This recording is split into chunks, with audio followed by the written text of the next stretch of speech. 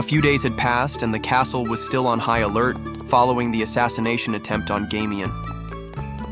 That morning, Gremio and Gameon were on a mission to find more recruits in the nearby village of Great Forest. When they arrived at the castle, Dox, a person clad in forest green robes with bright orange hair, laid semi-conscious on the ground. He is soaked to the bone. Did he swim all the way here? Hurry, let's get him inside, Gremio said. The man was Kirkis, a noble elf from the Elven town east of the Great Forest.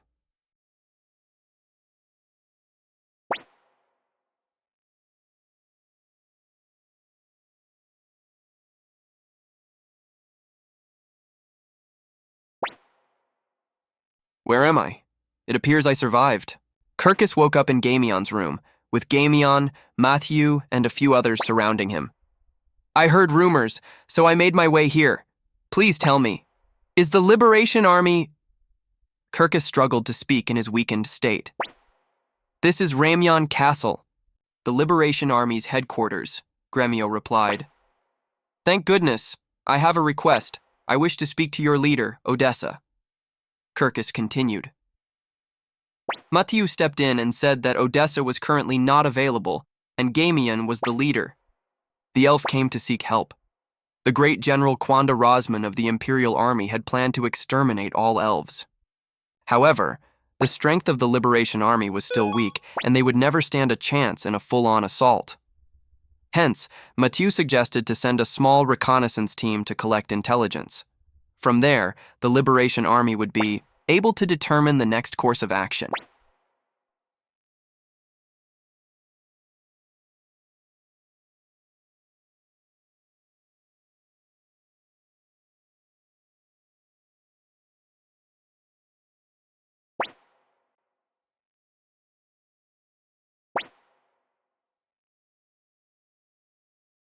Kirkis then joined the group, and their reconnaissance team consisting Gameon, Gremio, Kirkis, Victor, Kai, and Cleo would journey to the Elven Village.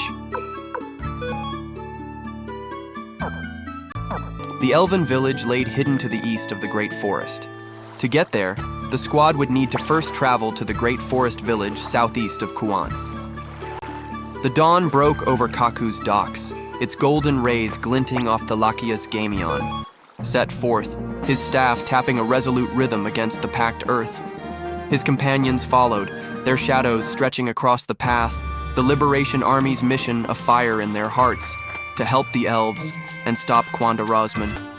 The coastal breeze, heavy with salt, faded as the trail wound inland, where open plains bloomed with wild grasses swaying under a warming sun. Dust curled around their boots, the horizon shimmering with heat, while distant Imperial watchtowers stood as silent warnings, urging haste. The path tightened, plunging into a forest where ancient pines loomed, their gnarled branches weaving, a canopy that dimmed the day to twilight. The air turned cool, thick with the sharp tang of resin, pine needles blanketing the ground, softening each step. Danger stirred in the undergrowth. Bandits burst from tangled thickets, their daggers flashing with desperate greed. Gaemon's staff met steel with a resounding crack, sparks flying as he drove them back. His companions surged, axes cleaving. Through leather, blades slicing air, their movements a dance of survival, scattering foes into the shadows. Deeper still, wild beasts lunged, eyes glowing, claws raking earth, their snarls echoing through the trees. The group's weapons answered, steel and wood striking true, felling creatures with measured force. Each clash forged their resolve, the forest a gauntlet tempering their spirit for the trials ahead. In the Great Forest Village, a couple more allies were recruited. The local blacksmith with the name of Maas was willing to join the cause. With his help, weapons could be upgraded to level 5 at Ramyon Castle.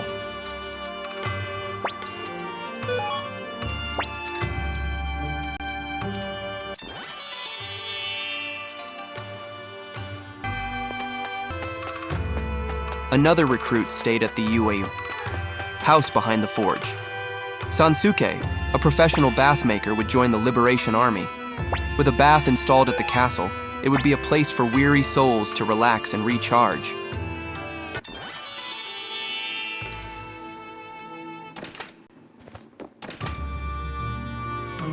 Past the village, the great forest swallowed Gameon's squad in its verdant embrace, its ancient trees towering like sentinels, their gnarled branches knitting a canopy that dimmed the noon sun to a twilight glow. The forest was protected by magic, and with the help of Kirkis, the group was able to break to spell. Gameon led, his staff a steady pulse, flanked by Gremio's gleaming axe, Victor's massive greatsword, Kirkis's taut bow, Cleo's blades, and Kai's staff, its master's precision a silent storm. As the group journeyed through the great forest, sound of magic whirled behind them. A young woman with a whimsical air, her wide eyes sparkling with absent-minded charm. Clad in a flowing, starry robe, her tousled hair frames a face lost in thought. She was Vicky, and she would join the Liberation Army, bringing with her teleportation magic, which would later prove very useful for the rebellion.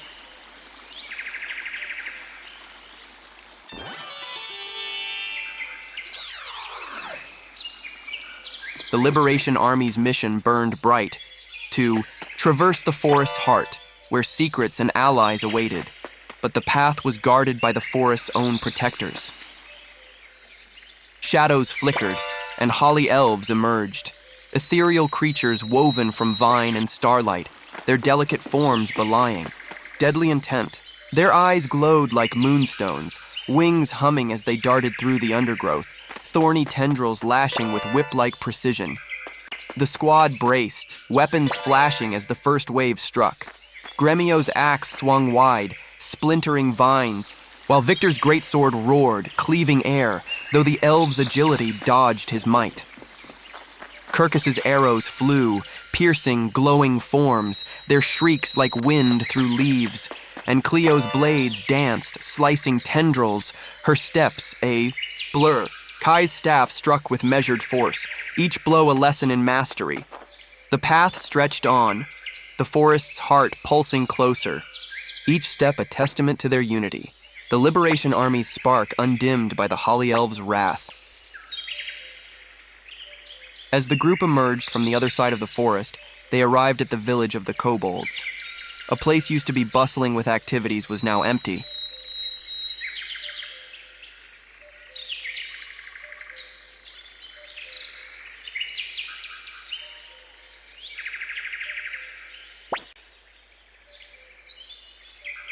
You humans took my friends. No forgive. A kobold emerged from the forest and said, "But no time now. Kuramimi must fix everyone's sickness." The kobold was Kuramimi, he continued, and then hurried off. Sensing something amiss, Kirkis urged the squad to continue the journey. The Elven Village was just south of the kobold village. The village of kobolds' earthy huts faded behind Gameon, his staff carving a path through the great forest's twilight. The trail twisted, cloaked in mist, where tangled roots snared boots and the air hummed with cedar and damp moss.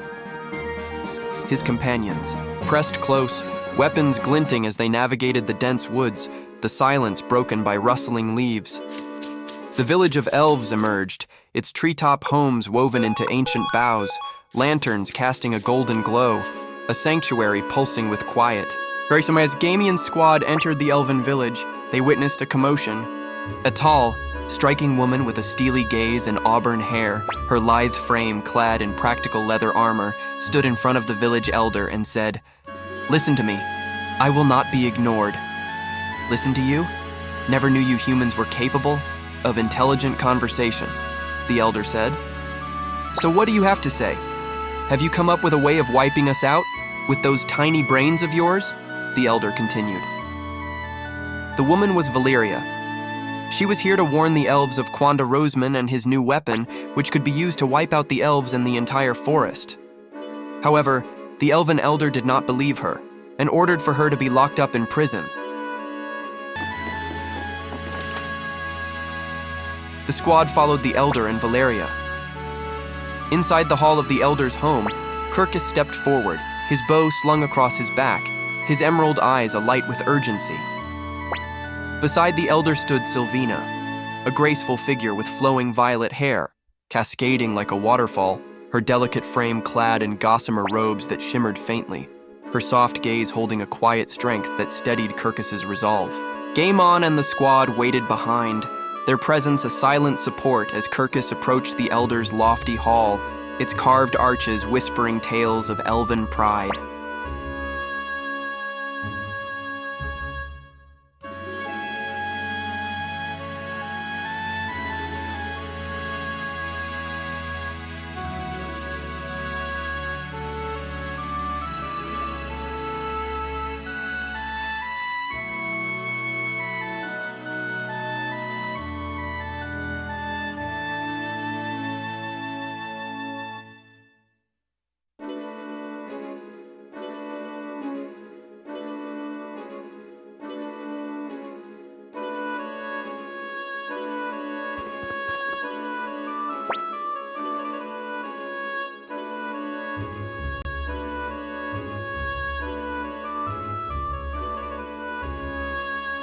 Kirkis faced the village elder, a stooped figure cloaked in robes etched with ancient runes, his weathered face stern, eyes like flint under a crown of braided leaves.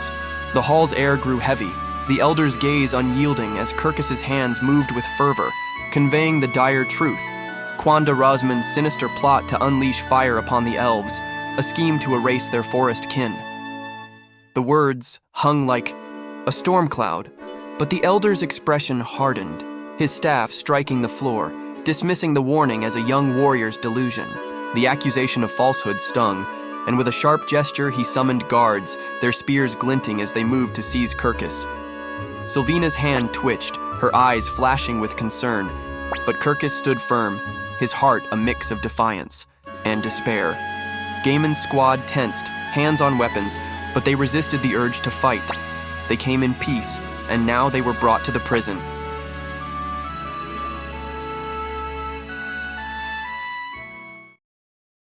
Gameon and his squad were locked in the same prison cell as Valeria and another blue-haired elf. "Who are you? The Liberation Army? You came here to help save the elves? Glad to know I am not the only fool here," Valeria said. "You are wearing an imperial uniform." Gremio noticed Valeria's armor, sewed with the imperial insignia. "That is right. I am a fool too. I risked my life to betray the Empire, and now look where I am. How can these elves be so stubborn? They refuse to listen to a word I say," Valeria said, visibly frustrated. Valeria then shared Kwanda Rosman's plan. Kwanda had constructed a weapon called the Burning Mirror, though she wasn't sure about. The details, the weapon was said to be able to burn down an entire forest in an instant. Such a weapon would not only destroy the elves, but also the village where Valeria was born. That was why she wanted to stop Kwanda and came here to warn the elves.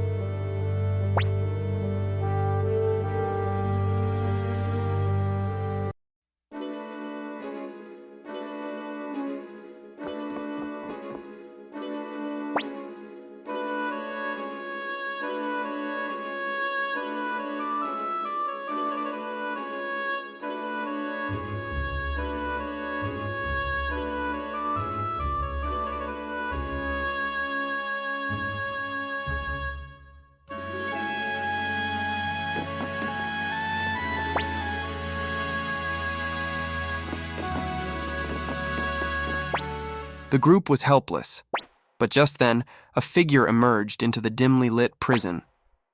Sylvina came to talk to Kirkis. "There is something I have to ask."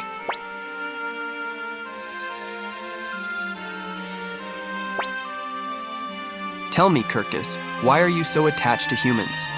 Despite their arrogance, the average human will be dead after a mere 50 years. Why bother with such creatures?" Sylvina asked.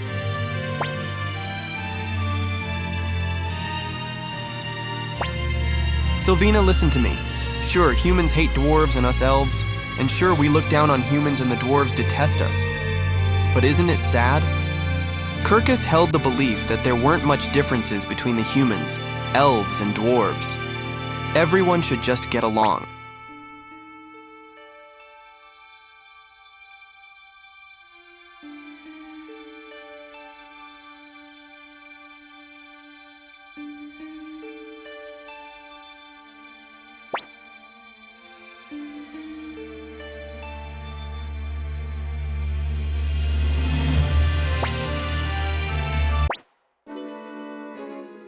Even though Sylvina was not convinced, she believed in Kirkis and released the group from the cell. I, Stallion, will show you how fast I can flee. The blue-haired elf, Stallion, ran out of the cell first before anyone could react.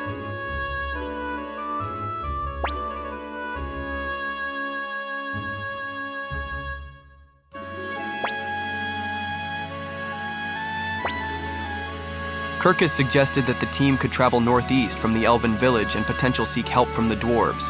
The Dwarves were known for their crafts, in weapons and gadgets making, and they could know about the burning mirror.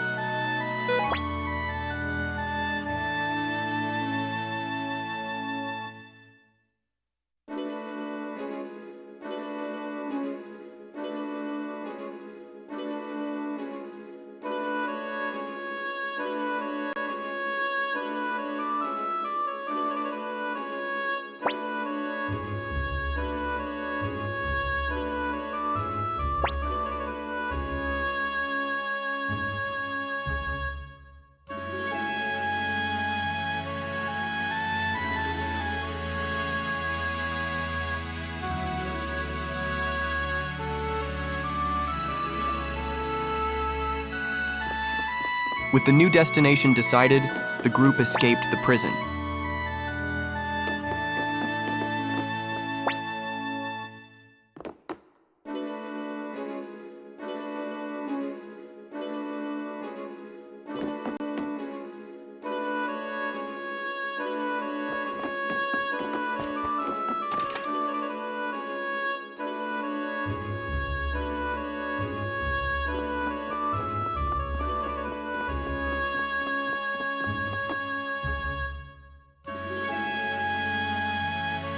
Commander Gameon, please take me with you.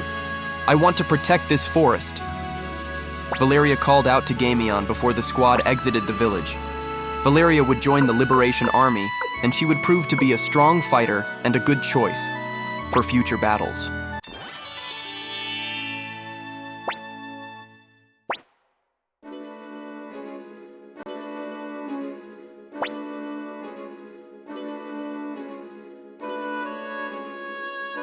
Before embarking on the journey to the Dwarven mines, Kirkis also made a promise to Sylvina that he would return and would never make her sad again.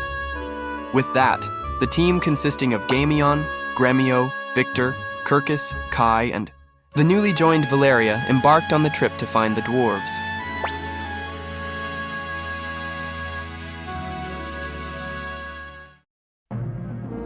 The Elven Village's treetop lanterns dimmed as Gameon led his squad onto the Dwarf Trail, a jagged scar winding through the great forest's wild heart. Mist curled around moss-clad boulders, and twisted roots snagged boots, the path a labyrinth of stone and shadow. The air was dense with pine resin and the faint tang of distant forges, the canopy fraying to reveal a sky streaked with twilight's embers. Gaemon's staff struck the earth, a steady heartbeat guiding Gremio's weighty axe, Victor's towering greatsword, Kai's disciplined staff, Kirkis's poised bow, and Valeria's flashing falchion.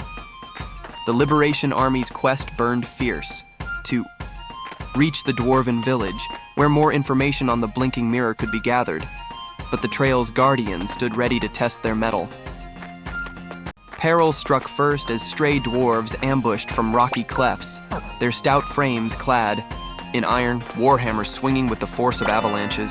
Gameon's staff met a hammer's arc, sparks bursting, the jolt shuddering through his bones. Valeria darted in, her falchion a silver streak, slicing through leather and chain, her movements a deadly waltz. Gremio's axe roared, splintering, a hammer's haft, the dwarf reeling, while Kai's staff struck with pinpoint precision, toppling another with a crack to the helm. Kirkis's arrows whistled, pinning a dwarf's shield, and Victor's greatsword thundered, shattering armor. The clash a cacophony of steel and grunts. The dwarves fell, their stubborn might no match for the squad's relentless unity, leaving the trail littered with broken iron. The path climbed, and eagle men dove from craggy peaks, their wings slicing the air, talons gleaming like daggers as they shrieked with predatory zeal.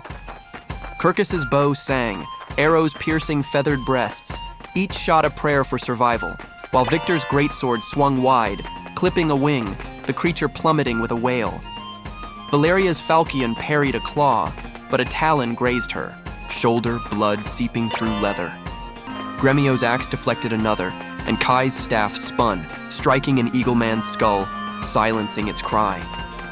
Gameon's staff flared, a beacon driving back the flock, the squad's resolve unbroken despite the sting of wounds, the air thick with dust and feathers.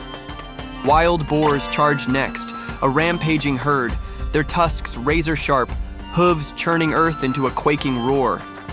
Gremio's axe met a boar's, flank, blood spraying, while Valeria's falchion danced, severing sinew. Kai and Gameon struck again, their unite attack a vortex of precision, staves cracking skulls, sending boars sprawling. Dwarf very stingy, keep sickness cure a secret, but Kuromimi won't give up. Nearing the end of the trail, the group met Kuromimi again, the kobold said, and then busily hurried away. Kirkis's arrows felled a straggler, and Victor's greatsword split another. The herd's fury quelled, the trail now a battlefield of trampled earth and fading squeals. The Dwarven village rose from the mountainside, its stone halls hewn deep into granite, their facades carved with runes that pulsed with ancient firelight. Forges roared, their bellows exhaling plumes of smoke that wreathed stout chimneys, casting an orange haze over cobbled streets. Iron gates stood resolute, flanked by statues of hammer-wielding ancestors, their eyes glinting with unyielding pride. Workshops buzzed with the clang of anvils, smiths shaping blades and shields, while sturdy bridges arched over rocky chasms, linking homes adorned with etched copper. At the forge, Gameon met with Meese. He would join the Liberation Army as the second blacksmith. With his hammer, weapons could now be upgraded to level 9 at the Ramyon Castle. The air was heavy with coal, molten iron, and the sweat of craft, the village. A fortress of industry and endurance, its heart a crucible for the Liberation Army's hopes, forged by those who braved the Dwarf Trail's wrath. With that, we have come to the end of this episode. If you enjoyed the video, please like and subscribe to the channel. Thanks, and see you in the next one.